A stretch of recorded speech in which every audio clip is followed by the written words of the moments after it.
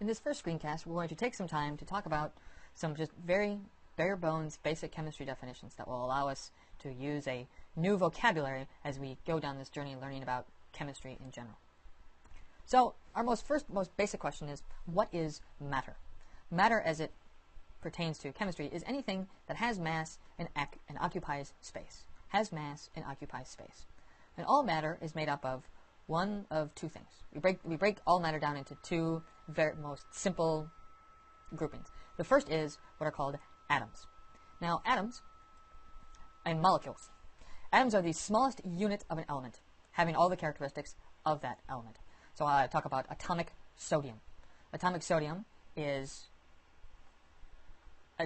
sodium is an atom, and I can go down to one atom of sodium and it will still possess the same properties as that as, a large pile of sodium atoms.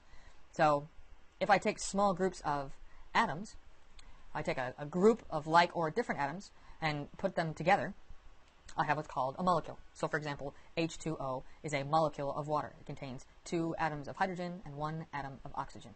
And all water molecules behave the same. All water molecules have the same structure, have the same shape, have the same chemical properties. They're identical in terms of their reactivity. So these atoms and molecules can undergo several different kinds of changes. One kind of change is called a physical change. And a physical change is any change whereby the properties of the particular substance changes, but the identity doesn't. So for example, the melting of water is a physical change. I'm going from solid water to liquid water. The properties of solid water and liquid water are very different. But the identity, the actual chemical identity, so it's still 2 hydrogens bonded to 1 oxygen, has the same structure, has the same shape, but its properties are different. So a physical change, melting is an example of a physical change. Boiling is another example of a physical change. Taking a rock and beating on it with a hammer and turning it into smaller rock pieces, that's also a physical change. A chemical change, then by extension, is a change where both the properties and the identities change. So the combustion of hydrogen in the presence of oxygen to form water would be an example of a chemical change. Because before the reaction I have hydrogen gas, H2 gas, and O2 gas coming together to form H2O. So the actual molecular structure has changed in that case. The properties of hydrogen gas and oxygen gas are obviously very different than water gas. So both of those change, that's a chemical change. Substance. A substance is anything whose composition is the same from sample to sample. So for example, I talk about lead. I take a lead sample from over here, I take a lead sample from over here, they have the same properties. Water is another example. If I have a distilled water, in a beaker, it's the same, has the same properties as distilled water in this thimble of bathtub water that I have over here. Right? So any pure substance, the composition is the same from sample to sample. So for example, a chocolate chip cookie is not a pure substance, because each chocolate chip cookie will have slightly different components, slightly different ratios of all of the parts. So we're just sort of going through general definitions. Again, this is just all for a vocabulary to help us understand the rest of the concepts of general chemistry that we're going to talk about. An element is a substance, and again, composition same from sample to sample. An element is a substance containing only one kind of atom. So for example, iron. Iron is an element because I talk about, iron metal, I have an iron bridge. It is made up of only one kind of atom. There are no molecules in my iron bridge. It's all just iron atoms. Whereas a compound is sort of the bulk phase, so element is sort of a bulk phase, lots and lots and lots and lots of atoms put together. A compound is when I take lots and lots and lots and lots of molecules and put them together. So a substance, again, a pure substance, that contains different kinds of atoms. So water is a compound, right? Water is also a molecule. Iron is also an atom. So element is to atom as compound is to molecule. All right, so that's why when I just talk about pure substances. What happens if I take 2 pure substances and I mix them together? Well, I get a mixture. 2 or more substances combined, their chemical identities are unchanged. That is a critical point, the fact that the chemical identities are unchanged. If I make Kool-Aid, what is Kool-Aid? Kool-Aid is a mixture of several things. It's a mixture of water, sugar, coloring, flavoring, all sorts of stuff. Each one of those compounds that's in that Kool-Aid keeps its chemical identity, so the sugar does not turn into something else. Right? The sugar just dissolves. The water remains as water molecules, the flavoring remains as flavoring molecules. There is no reaction between those individual components, but I have a mixture. Now, it certainly has properties, that mixture does, that is different than the individual components, but the chemical identities of all the pieces inside remain unchanged. We sort of talk about mixtures in two different ways.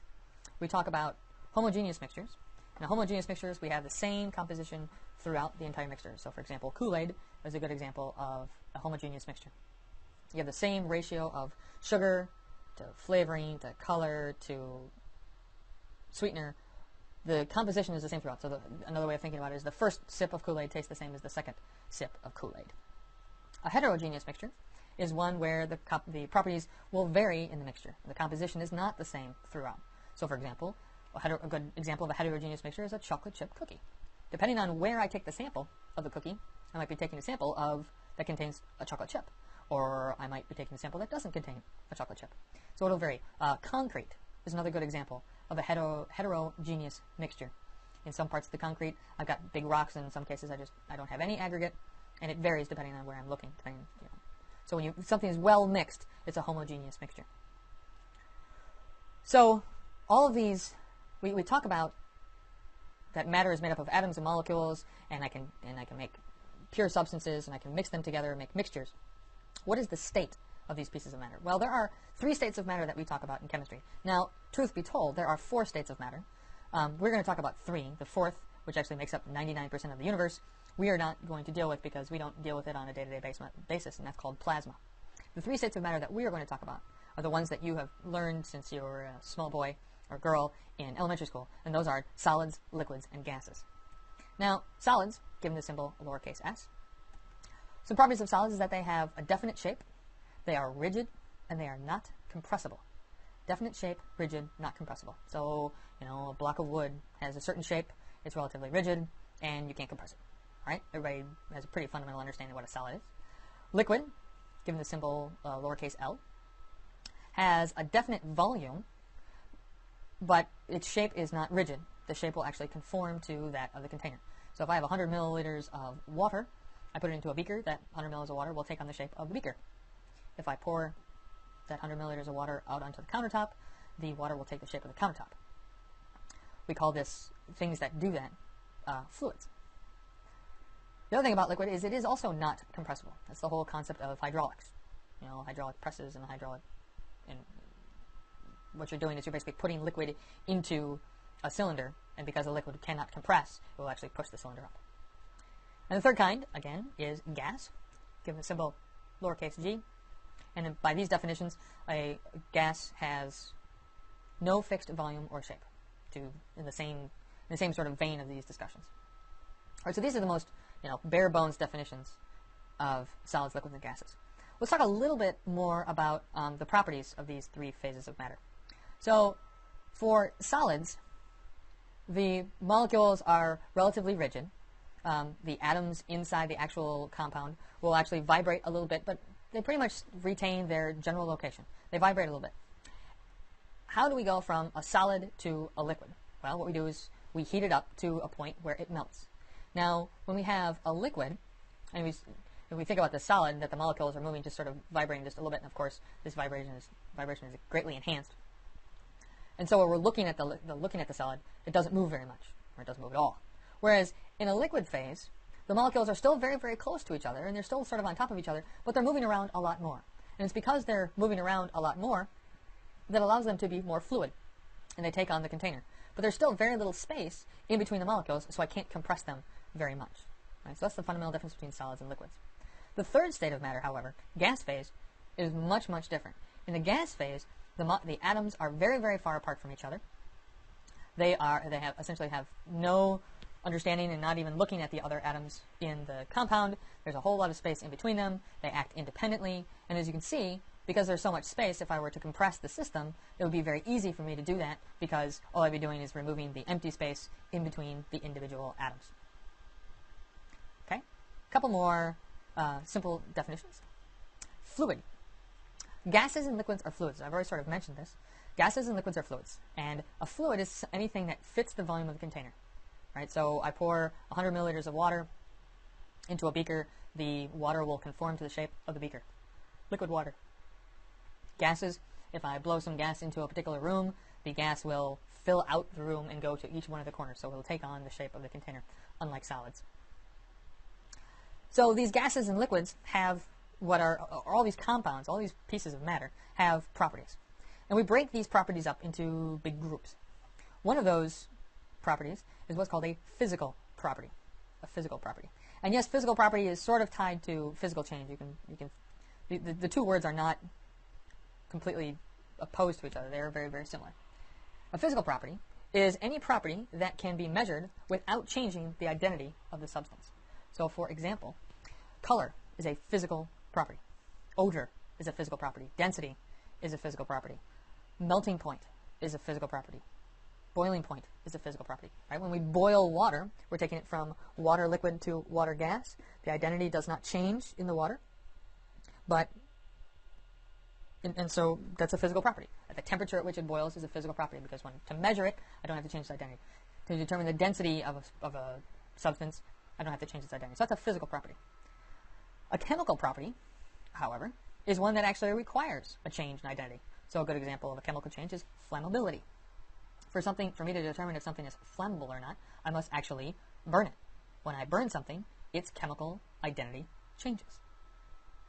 So we can break all properties up into sort of physical properties and chemical properties. That's one way of divvying up properties. There's another way of divvying up properties, two other groups that we break them up to, and those are intensive and extensive. Now, an intensive property, and we will use these terms very often, an intensive property is a property that does not depend on the amount of substance that I have in my system. Right? So, for example, temperature, melting point, and density are three examples of intensive properties. The density of water, the density of pure water, is the same whether I have a thimble full of water or a bathtub full of water. The melting point of water is the same whether I have a thimble full of it or an ocean full of it. I take a temperature sample of water in a bathtub, and then I take a thimble full of it, I pull it out, I measure the temperature, it's exactly the same. Right? So an intensive property, it doesn't matter how much I have. So it's not too hard to figure out that an extensive property is some property that depends on the amount of substance. It actually makes a difference how much I have. So, for example, the mass or the volume. Mass is an extensive property. Right? I want to know what is the mass of this sample of water. Well, it makes a difference if I have a thimbleful or an oceanful. I want to know what the volume of this sample of water. Well, it makes a difference. Are you talking about a thimbleful? Are you talking about an oceanful? An extensive property, you need to know how much you're talking about. Right? So it depends on the amount of substance. Okay. One last sort of basic chemistry definition we want to talk about are what are called chemical symbols. Now, when I write memos to my colleagues, instead of signing the word Mark-Ott and actually writing out the whole words Mark-Ott, I sometimes get lazy and I abbreviate my name and I put M-O. And M-O is an abbreviation. It's a shorthand notation for my name. Now that only works if the person who I'm writing to knows me. And I'm the only M-O. Right? If I were to write a letter to, say, the President of the United States and sign it simply M-O, the President of the United States would not know that it came from me because the President of the United States doesn't know my acronym or my shorthand notation. We do the same thing for chemicals. We come up with what are called chemical symbols. And these chemical symbols are simply shorthand notations of an element's name. And it's very, very important in how you write them. Right? So, for example, carbon has the symbol C. We write C in chemical formulas, that is for carbon. Calcium is Ca. The uppercase and lowercase nature of the letters is extremely important, and why I'll show you in just a second. Oxygen is for O. And of course, every element on the periodic table has these chemical symbols. But just like, the President of the United States doesn't know that my acronym means Mark-Ott, or my initials mean Mark-Ott, you need to learn what these are. You need to be able to very comfortably go back and forth between the chemical symbol and the name of the compound. So carbon is C, calcium Ca, oxygen O. Cobalt is uppercase C, lowercase o. It is not uppercase C, uppercase o. It's very, very different, these two compounds. One, or these two substances. One is an atom. Cobalt is an atom. Uppercase C, lowercase o. CO, capital C, capital O, is one carbon and one oxygen. That's carbon monoxide. That is a molecule, and its chemical properties are completely different from that of cobalt. So getting the right